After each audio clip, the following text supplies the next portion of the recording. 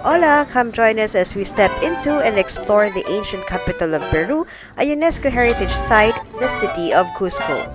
From the last episode, straight from Huacachina, we headed to Jorge Chavez International Airport back in Lima for our flight to Cusco. We touched down at Cusco at around 10 in the evening. We will be staying here for 4 nights and then a couple of nights in Aguascalientes, a night in Ollantaytambo, and back to Cusco for another night before flying out to our next country. From the Alejandra Velasco Astete International Airport, we booked an Uber to our accommodation. Prior to our trip, we did a research and were made aware of the possibility of us experiencing altitude sickness due to Cusco's high altitude. For context, Lima's altitude is at around 505 to 528 feet or around 150 to 160 meters. On the other hand, Cusco's altitude is at 11,152 feet or 3,400 meters. Due to the huge change of altitude, travelers may experience altitude sickness. It is the body's natural reaction to lack of oxygen in the air and changes in the pressure that the body experiences. As part of our preparation for the trip, we consulted a travel doctor who prescribed us altitude sickness tablets to help us manage the symptoms. Aside from the tablets, we were advised to drink lots of water, taking it easy, rest, listen to your body, and visit a doctor if symptoms worsens. My experience, if you may ask, the moment we landed, I experienced tingling sensation in my extremities, my toes, and the tip of my fingers. The soles of my feet felt a bit numb and swollen, but it was manageable and not a cause for alarm. It pays to be aware of your body's signals though. We will be sharing our experiences as we go along in this journey. Now, back to our drive.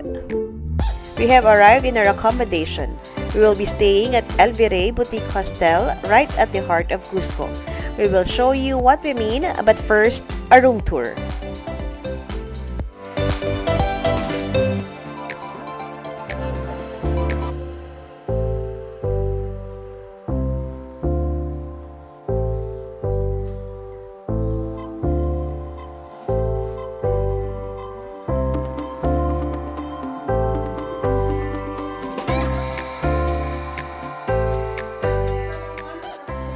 When we say right at the heart of Cusco, this is what we mean. It is overlooking the historic Plaza de Armas of Cusco. This is how it looks like near midnight.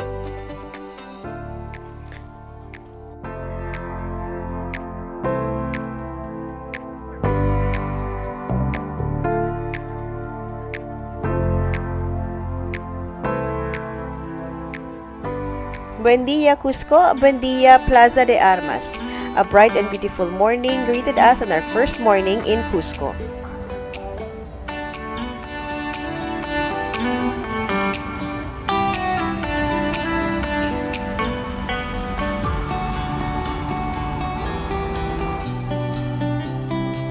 My first night in Cusco was good and restful.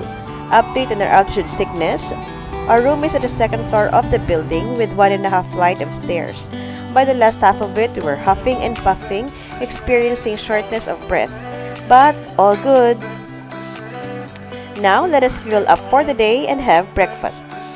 The dining area is at the basement level, and when we go down, my head felt like it is being sucked. Imagine cone heads. The breakfast spread has dried coca leaves available for us. So yes, coca tea in the morning is a must. It has been widely used by the indigenous people in Peru and Bolivia for centuries to help alleviate the effects of altitude. All fueled up, we are now ready to explore the streets of Cusco. First stop was at the ATM to withdraw some cash, then off to Municipalidad del Cusco to buy the Boleto Turístico del Cusco or BTC. It is a personal and non-transferable document that grants the right to temporarily enter areas, archaeological monuments, museums, and historical sites that are part of the cultural heritage of the nation, administered by the Ministry of Culture.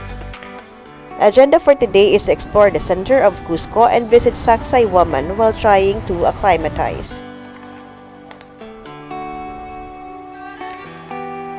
The city of Cusco is a UNESCO World Heritage Site since 1983.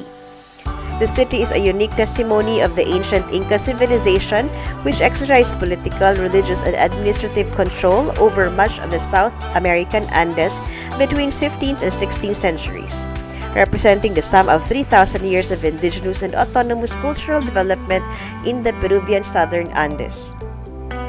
Cusco also provides a unique testimony to the urban and architectural achievements of important political, economic, and cultural settlements during the pre-Columbian era in South America. It is a representative and exceptional example of the confluence of two distinct cultures, Inca and Hispanic.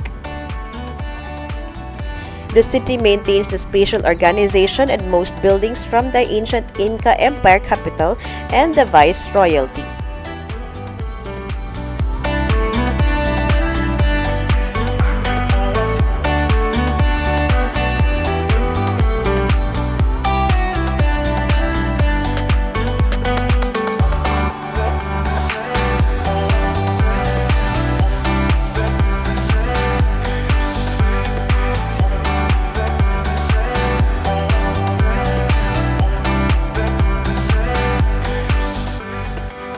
Now, let's walk along the cobblestones. Destination, Saqsaywaman.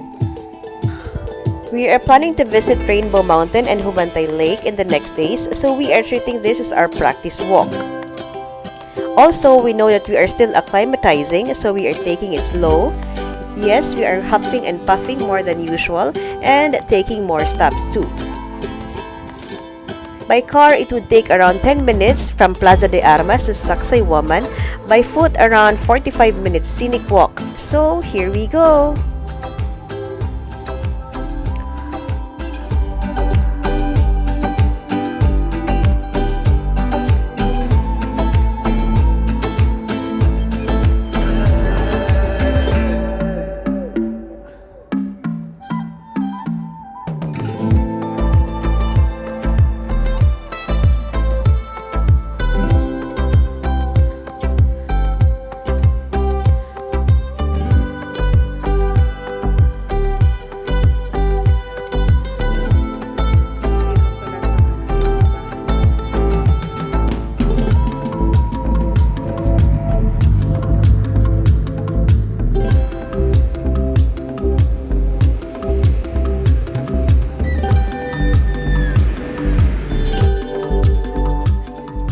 Finally, we have arrived at the entrance of Sacsaywaman.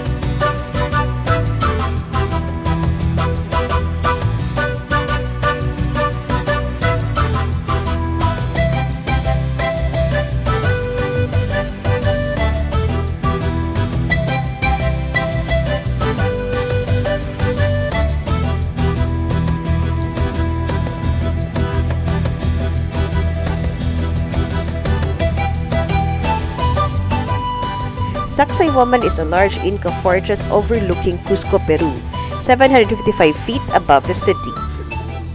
If Cusco was laid out by the Inca in the shape of a puma, Saqsaywaman represents the puma's head. It is a feat of human engineering, it being built with stones that were up to more than 27 feet tall and weighed many tons, and with zigzag walls more than 1,000 feet in length. The stones were laid together without the use of mortar. Yes, imagine these huge stones piled one on top of the other without a binder. The site also incorporates a large plaza surrounded by terraces, which was thought to have been used for ceremonies. Also, temples were said to be existing in the complex. Sacsaywaman is known to have been the site of a battle between the invading Spanish and the ruling Inca in 1536. Until now, every year the Inti Raymi, the Inca Festival of the Sun, is celebrated here.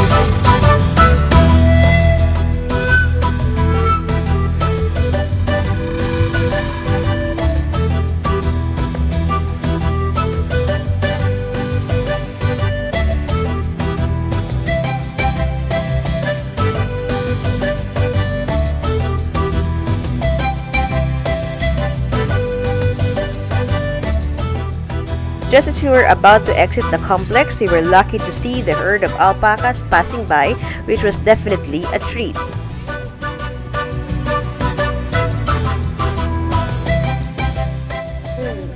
And this one was intently focused on the map.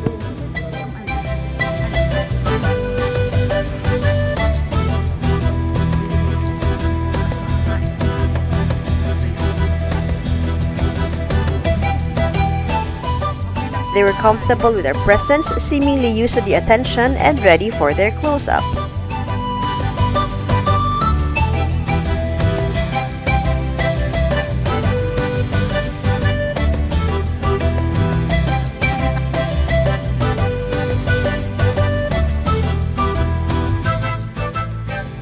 Then on our way out, we, the Tres Marias, met another Tres Marias.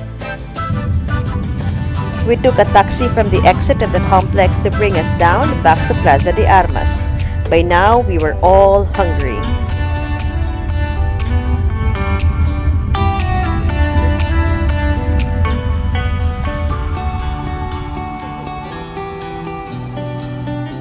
Our choice for lunch?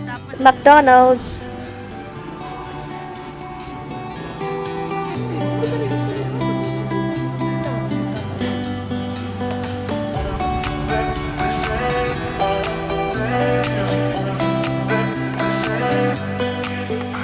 After lunch, it was time to check out some shops and explore the alleys and streets of Cusco.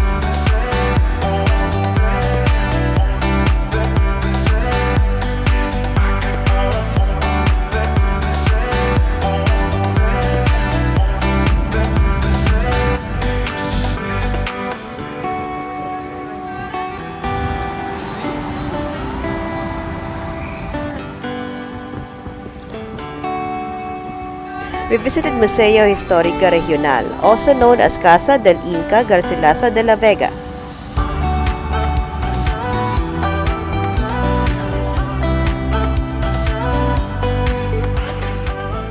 It has two levels. The first one is all about archaeological materials and the different cultural developments present in the Cusco Valley.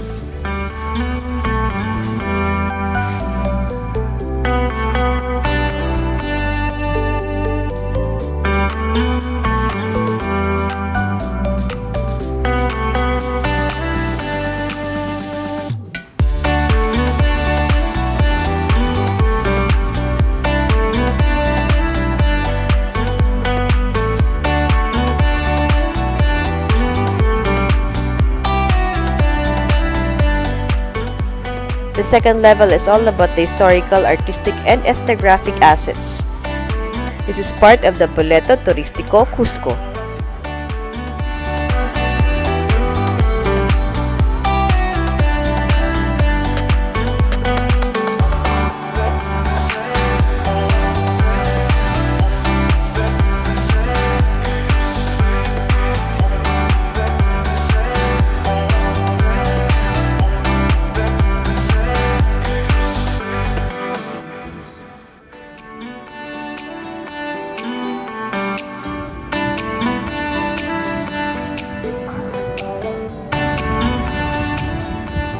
Then we're back to exploring and doing some window shopping and some real shopping.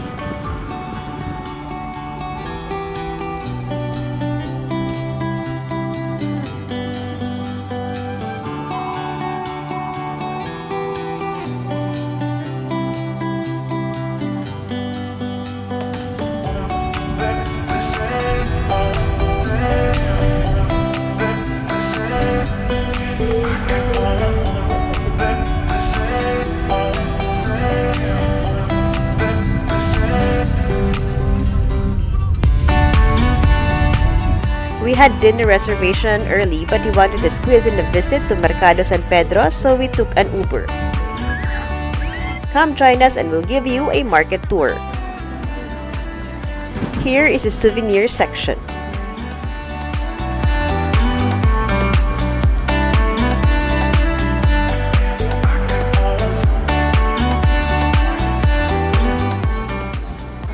The meat area,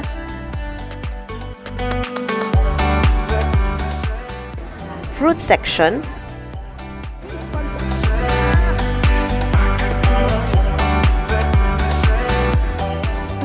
the lolly section. There's a huge variety of coca candies as well.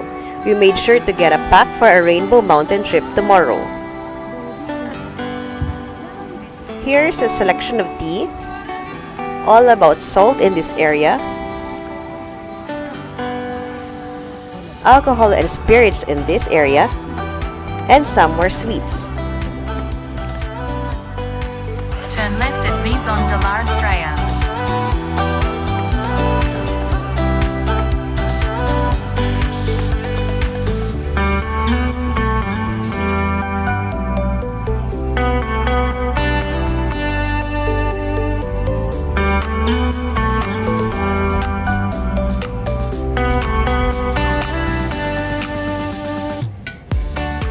Our dinner reservation tonight was here at Muyi Steak and Wine.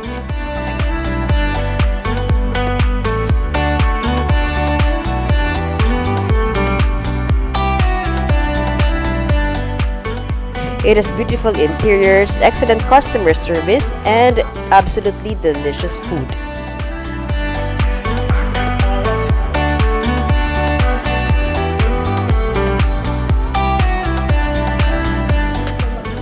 We ended the sumptuous meal with a cup of munya tea, which is comparable to mint tea.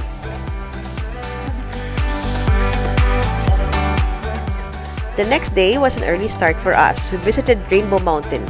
More of that adventure in a separate video. After the trip, we dropped by a cafe to buy some pastries.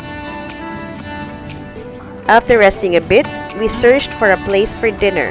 And by this time, we were craving Asian food already. We ended up at a Japanese place called Kintaro.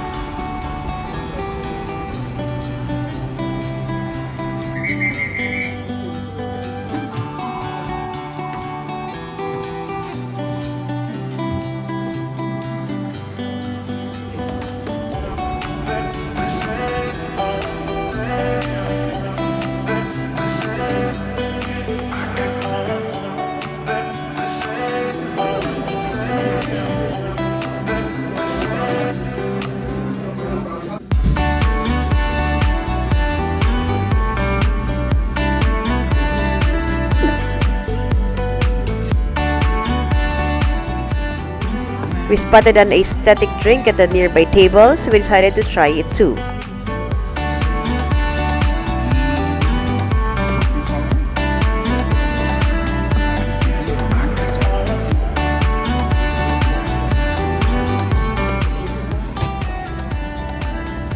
After dinner, we strolled around the plaza and saw some temp shops in the cathedral area, and we did some window shopping.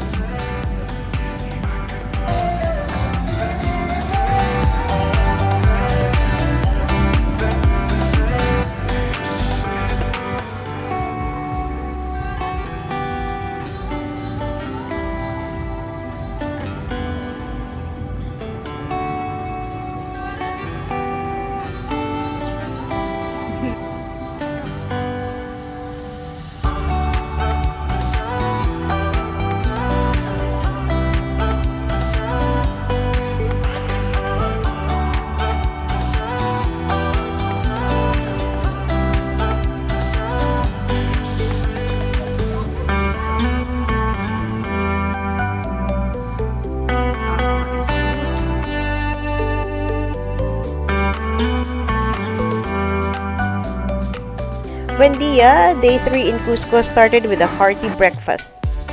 Our original plan for today was to go to Humantay Lake. However, since we experienced a bout of altitude sickness from the Rainbow Mountain, we decided to take it easy today and just explore some other areas in the city. We visited the cathedral,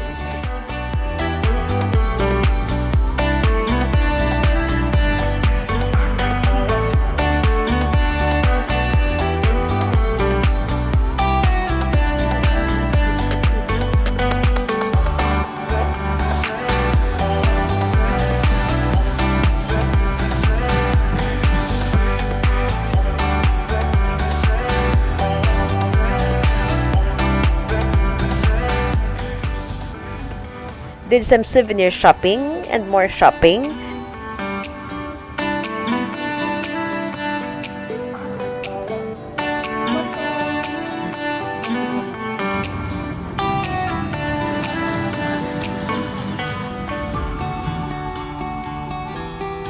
And looked for the 12-angled stone.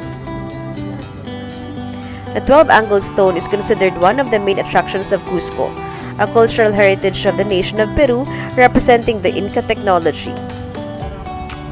Located in the street or Calle Hatun Rumiok, 2 blocks from Plaza de Armas, the access to the stone is free and very accessible to the public. It is part of the wall known as Hatun Rumiok, which is the outside of the Archbishop's Palace. It is a green diorite igneous rock, testament to the ingenuity of the Incans. The 12 angles seamlessly fitting into the wall without the use of the mortar. So precise that a needle nor a piece of paper cannot fit through it. Have arrived. Moving further and turning right, there is some more formations of the rocks comprising the wall. Some of these are the puma and snake, and so much more.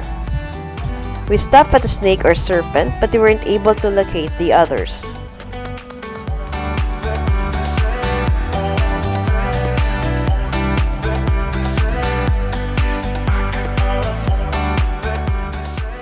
Time for lunch at Mr. Cuy. Cuy means guinea pig. Complimentary roasted corn for starters, passion fruit for drinks.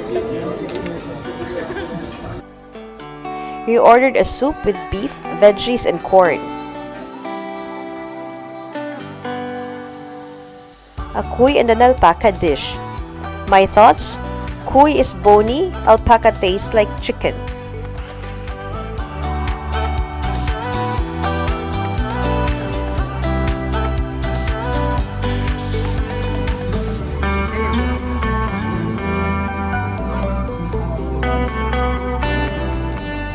For dessert, we had ice cream. My pick was cherry moya or custard apple. Our next stop for the day was Museo de Arte Contemporáneo, part of the Boleto Turístico Cusco. There's an area for modern paintings, but aside from that, there's nothing much to see. It's more like a function area for conferences. We might have gone on the wrong dates though. Next, a quick visit at Panam, a panaderia featuring these local pastries.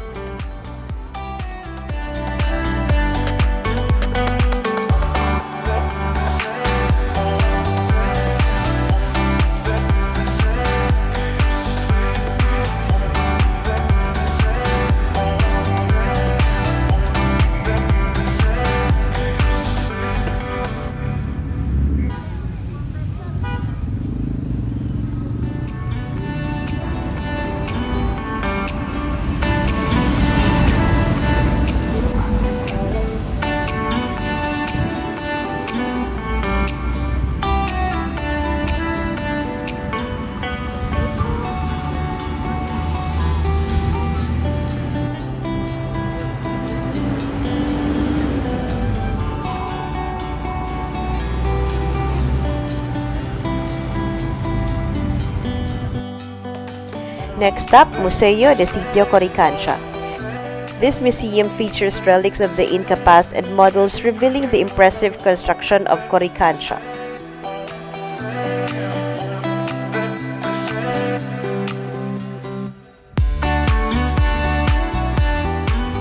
We were meaning to visit Coricancha or the Golden Temple, but admittedly we didn't know how to proceed from the museum. We had to choose to proceed to Coricancha from the outside or catch the Cristo Blanco before it gets dark. Cristo Blanco won, so here we are on board an Uber on the way to Cristo Blanco.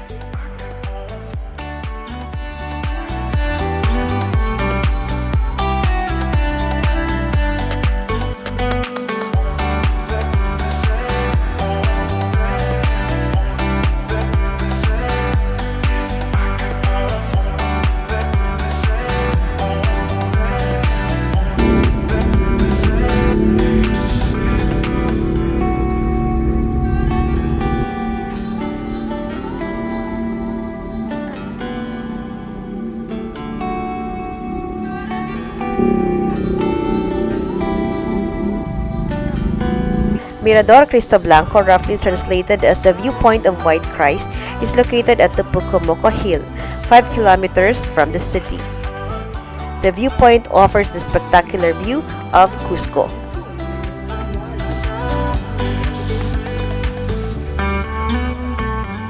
In 1945, the huge statue of the Cristo Blanco was built.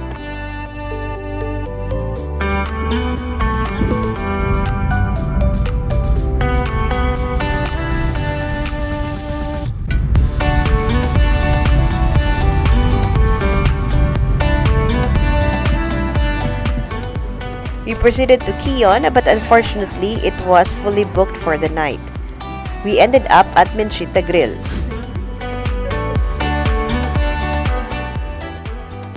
Buendia started with the day with coca tea.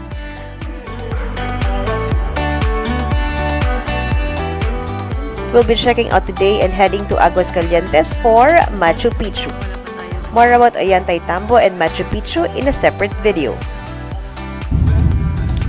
We spent a couple of nights in Aguascalientes and one night in Ollantaytambo. Fast forward, from Ollantaytambo, I headed to Maras to join a tour covering Maras and Maray. More of that in a separate video too. The tour ended mid-afternoon and we were dropped off at the center of Cusco. I stayed at Cristobal, a very aesthetic accommodation.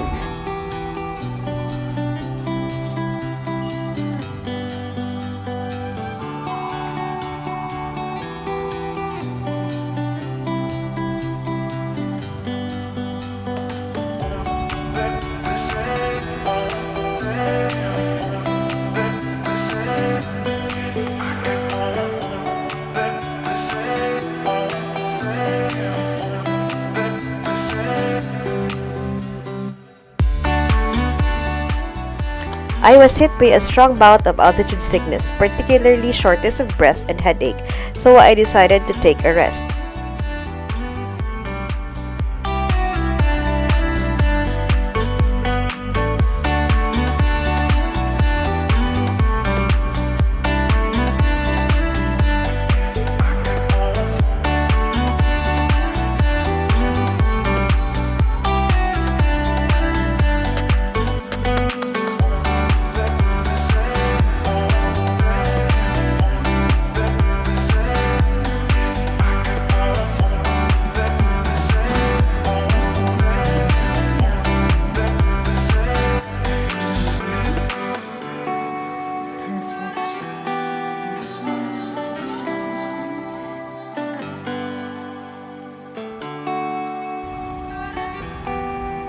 After a much-needed sleep, I ventured out for dinner.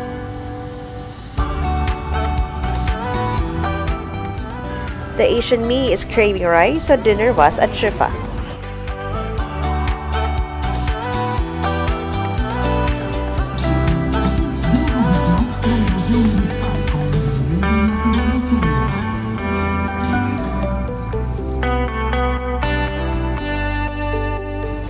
Dessert was at Choco Museo. Original plan was for me to take cooking or chocolate making class, but since I was feeling under the weather, let's just see tomorrow.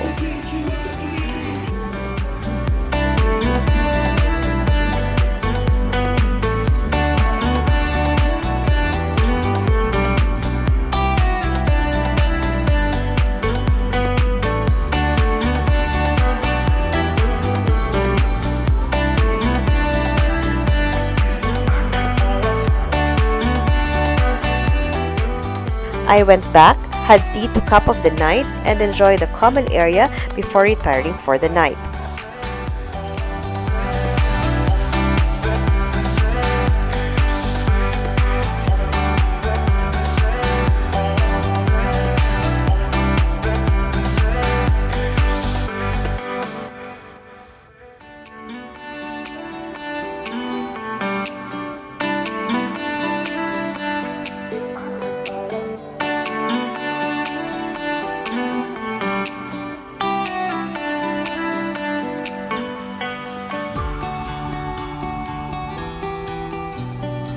Buendia, still feeling under the weather, feeling cold, shortness of breath are a couple of symptoms that I was experiencing, so taking it slow today.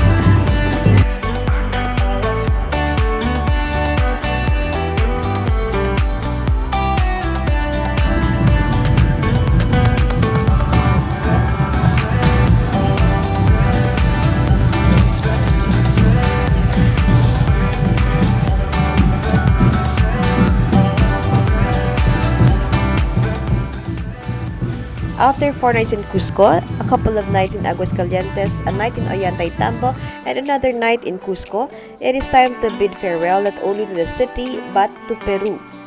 It has been quite an experience to do the things and visit historical places that I didn't even imagine I'd be able to do. It was like being transported back to the Incan days. They were able to preserve their culture very, very well.